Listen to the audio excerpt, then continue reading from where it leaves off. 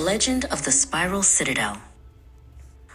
Long ago, in the land of Aulak, King Phuc Phan set out to build a mighty fortress to protect his people. He chose a hill and commanded his men to build high walls of stone. But every night, a mysterious shadow would sweep across the land, and by morning, the walls would crumble into dust.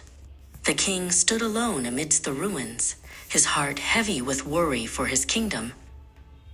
One morning, as the king walked by the river, the water began to churn and glow with a golden light. Suddenly, a massive turtle with a shell that shimmered like polished brass rose from the depths. This was Kim Kwai, the golden turtle. He spoke in a voice like the tolling of a bell, promising to help the king build a fortress that no magic or man could ever tear down. With the guidance of Kim Kwai, the king built the citadel in the shape of a spiral, like the shell of a snail. Round and round the walls went, growing taller and stronger with every turn. The magic of the golden turtle protected the stones, and soon the magnificent County Loa citadel stood proud, its winding defenses reaching toward the clouds. Before returning to the depths of the river, Kim Kui pulled a golden claw from his foot and handed it to the king. "Fashion this into the trigger of a crossbow," the turtle instructed.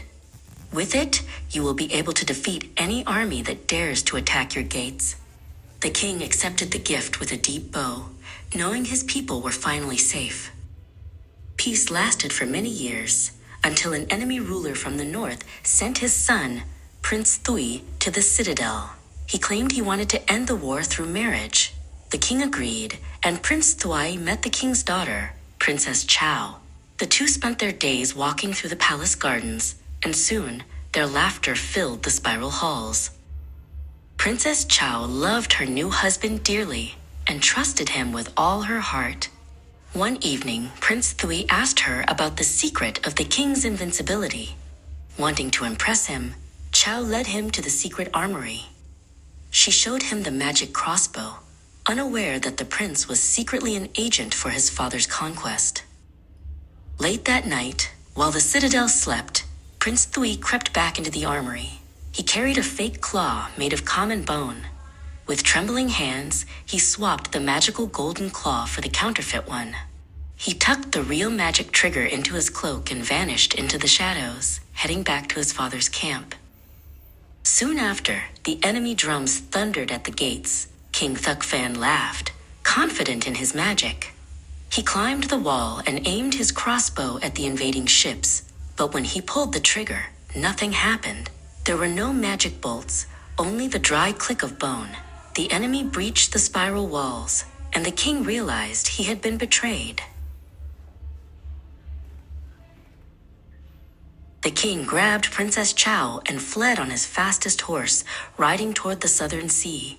Unknown to him, CHÂU was dropping goose feathers from her cloak along the path, hoping Prince Thuy would follow and save her. The white feathers created a trail that led the enemy straight to the fleeing king.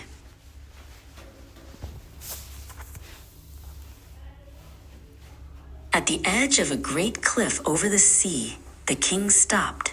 There was nowhere left to run. He called out to the golden turtle for help.